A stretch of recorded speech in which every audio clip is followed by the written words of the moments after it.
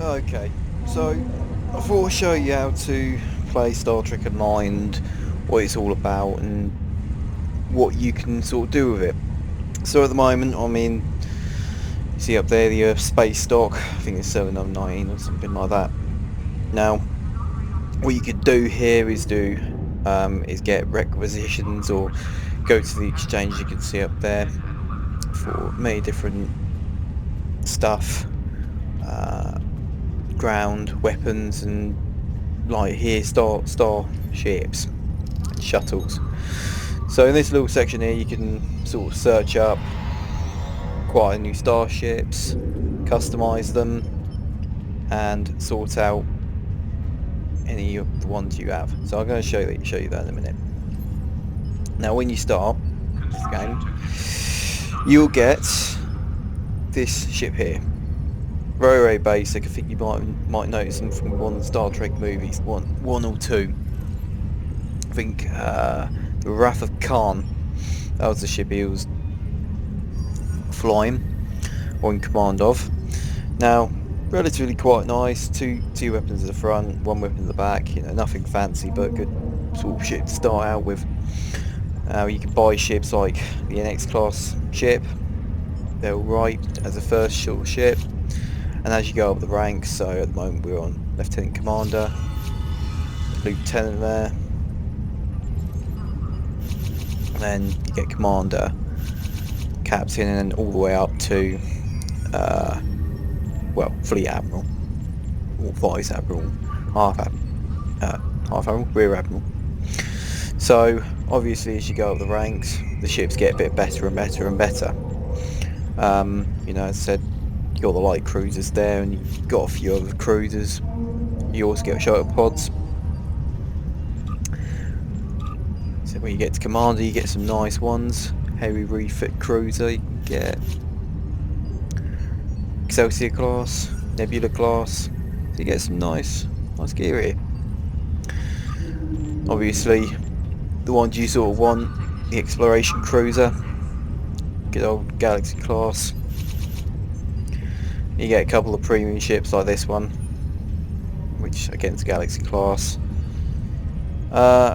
Same class as Voyager, just a bit more sort of new and part of the game. So you do get the ships from the episodes. Obviously this one's a bit more upgraded. You get some Romulan ones as well on this, a bit odd. But those are the ones that will Captain, these ones are all sort of Vice Admiral, where everyone sort of gets the good ships. Like this one's what they call the New Enterprise. That's Odyssey class. You know, so powerful ships. I just thought, you know, it being Star Trek, that's the main little bit you want to have a look at. Now, when I get to my ship, I'll show you what ones I've got. Now, you can also do a couple more things around here. I told you about, well, you can see the new ships that they released. That's one of the new ones. I don't know what it is, but you can exchange stuff. So I sell, like the stock markets, you can sell sort of weapons or equipment to get some money out of it if you manage to get them. You can store a lot of weapons, so here, or store equipment. So you got some shields for shuttle, shield for just a general ship, loads of thrusters, warp cores, deflectors. So you know, this is a proper in-depth sort of simulation game. You also get some shuttle bays. So you also get some ground weapons. So you've got some weapons down here. You've got a sword on me for some reason, but you can also control what you do with them, all that sort of malarkey. Now, one thing about Star Trek Online is that it's not like any sort of shooting game where it's quite simple. You've got to take quite a lot in consideration. It's quite a strategic game. So as I said, you've got option 1, option 2 to swing your sword, whatever. But you've also got, let's say, backup, security escort. Now, as I'm the highest level, that's the highest level escort you can get. But you can get some, and it looks like he's a copy of me or something like that. I don't know. Anyway, he's just being a knob. So, and this is where the ships come into their own. Now, as I said, managing ships. Now, I've got a fair few ships at the moment, but they've all got their complexity. Now, obviously, the lower you go, so the lower the rank, the less complex it gets. So, for example, this is the NX class ship. I had a few upgrades, put Mark 10 stuff. So the stuff starts off from Mark 1, which is usually this sort of stuff there, standard issue. You get Mark 6, which is what you get at commander level. Mark 10 or X, you would get when you're about, I think, Captain or Vice Admiral. And then obviously you get a bit higher stuff, so that's Vice Admiral sort of stuff. You can get more powerful than that. So you got to really think about what weapons you put on your ship, deflectors, the type of impulse drives you got, the type of war crawl you got, even the shields. Obviously the shields, you got a maximum capacity with the shields, so it's like a big wall, thicker the wall, but you also got the shield regeneration.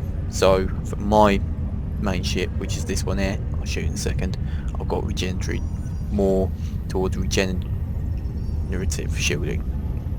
Now you also get a few consoles down here which help you with Starship Exotic Particle Generator. Basically helps with tractor beams and all that sort of stuff. You also get a few universal consoles if you get a paid ship, which is this one is. You can get the cash, or the Zen they call it, by either exchanging dilithium to that or getting your hard-earned cash out. As you can see, you got mind weapon damage, so this is tactical. Anything to do with the weapons is there, anything to do with shields or emitters is there, anything to do with the engineering is there.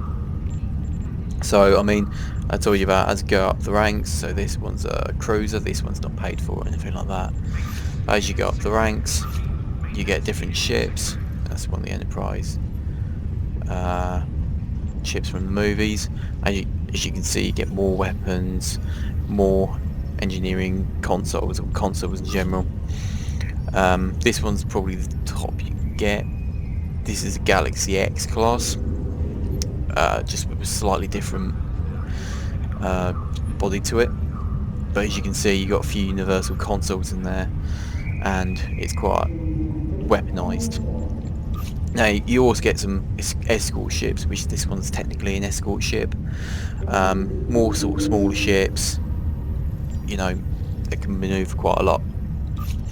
You also get some special ships. This one's a intel ship. As I said, you can gather intel on enemies and use that intel against them. And you also get a few universal consoles in this, like this one. As I said, this one will be marked out for this ship.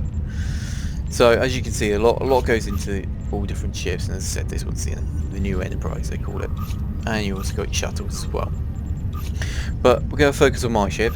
So this one is a Dreadnought Cruiser Tier 6, as you saw with the Galaxy refit. This one's slightly bit more advanced. They call it Tier 6. So this one is a Tier 5 U. It's been slightly upgraded to go with Tier 6. But then you actually have the proper Tier 6, which as you can see down here, to that you get a few more perks. And this is it's like you leveling up. The ship levels are with you. So this one's only got 4. This one got that little 5th function, and it's got a couple of other stuff like the universal console. Now, mostly the universal consoles quite useful.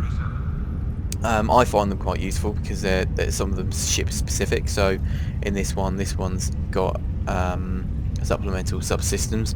As you can see in the red, I can't really get my photo up, my mouse up, but just below the writing you got some red for any Dreadnought Cruiser. So some of them you can use for any ship whatsoever, but this one's only for the Dreadnoughts. This one here you could use for any ship. As you can see, there's no writing down there, so no ships for. This one upgrades the damage resistance. Now this one is source of separation. So on the old Galaxy class, you could separate the saucer from the battle section, they called it. Now this ship is quite good. They actually, you can put one onto it if you buy some of the other ships, which they like you to do. Now, as it's such a big ship, I've already put I put this conductive RCS accelerator. Basically, allows the ship to turn a bit faster. Because it's a big cruiser, they tend to have a very slow turning rate. But this one, when you take the saucer section off, turns into a more tactical ship, a bit more smaller, so you can turn a bit more easier. That's the point in it. So I've got top of the line engineering console to be able to handle that turning. And as I said, with the damage rating, it can take a bit more hit to the hull. As the big ship, you can take a lot to it.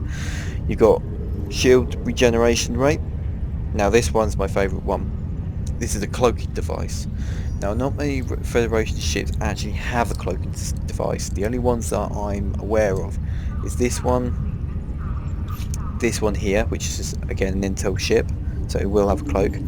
This one, funnily enough, and I think this one, which is the Defiant class, or I don't know if it's Defiant class, but Defiant class tactical escort they call it. So actually there's only a handful of ships in Starfleet that actually have it. The great thing about this one is it's a full dreadnought. It's a full battleship. As far as Starfleet goes, it's the battleship. And the best thing about this, so this is one of the only Starfleet vessels that have a hangar bay. Now I will show you what this hangar bay does, but it's very, very good.